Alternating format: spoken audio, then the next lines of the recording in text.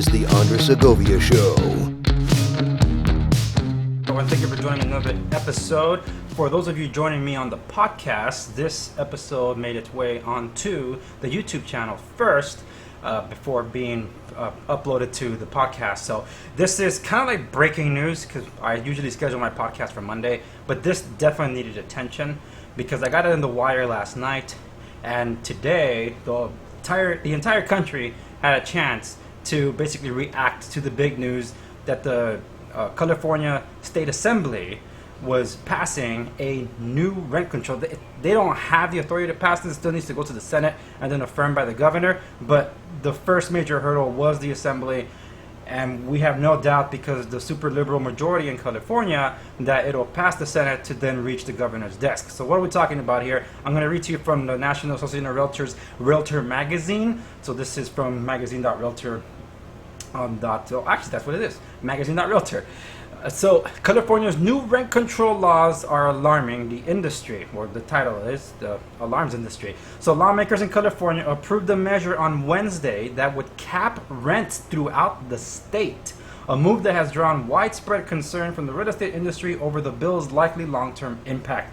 Rent control measures have long been opposed by realtors as well as most economists, who say such measures discourage investment and reduce supply, hurting renters in the long run. The New York Times cites a study in San Francisco and other locations that showed price caps often prompted landlords to abandon the rental business and convert their units to owner-occupied homes.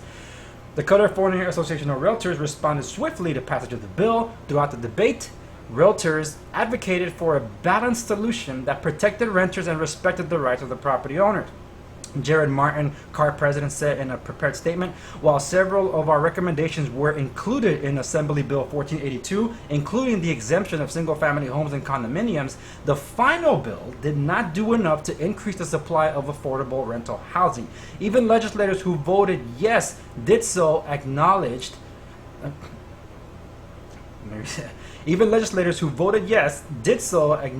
its shortcomings. The National Association of Realtors, which works at the federal level of government, has a policy on rent control as follows. Rent control negatively affects the housing inventory by hastening the deterioration and loss of existing housing. By lowering the value of rental property, rent control affects a community's tax basis by causing a disproportionate shift of tax burden to other real estate and potentially curtails vital municipal services. The expense of complying with rent control laws and regulations inevitably increases the cost of housing to the consumer, and the expense of enforcing rent control adds to the cost of local government. Communities which have discouraged investment in new rental housing because of rent control should not be eligible for federally assisted or state-assisted rental housing programs. California Governor Gavin Newsom has vowed to sign AB 1482, which would limit annual increases throughout the state to 5% after inflation. In a state of nearly 40 million people, California's rent control measure could affect an estimated 8 million residents of rental homes and apartments.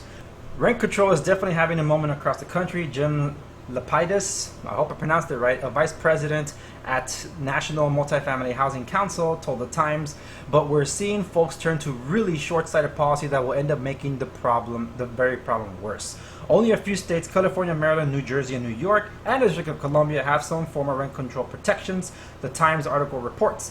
Tenant groups are trying to expand efforts across the country, and about a dozen states reportedly are looking to get ballot measures to do so, such as Washington, Colorado, and Nevada. In February, Oregon lawmakers passed a statewide rent control measure that will limit increases to 7% annually plus inflation. The movement has been driven by an affordability squeeze that's particularly acute in California, where 55.3% of renters paid 30% or more of their income for housing in 2017, the latest year for which data is available, versus 49.5% nationally, according to the Census Bureau's 2017 American Community Survey. Meanwhile, California had a rental vacancy rate of 3.2% in 2007 compared to 6.2% nationally. The state has a growing homeless population and poverty rate. Ironically, yesterday's action by the state legislature will do little to solve the problem and will hurt residents in the long run, NAR analysts say. Although we did not prevail, said Cars Martin, we remain steadfast in our commitment to overcome California's historic housing supply and affordability crisis. Much more work remains ahead of us. And that's what I wanted to bring out to all of you. I'm going to address this in and more in depth. But for those of you that are curious to see how rent control affects different things, I did a series on this about rent control, especially if you're not aware about what this is and the ramifications of it. I did a 2-part series on this on my podcast already. I definitely recommend you go check that out on my show.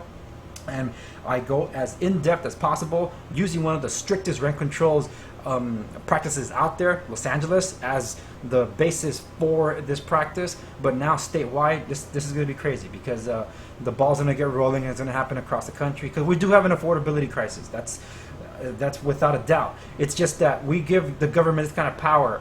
It's going to happen in other areas of your life.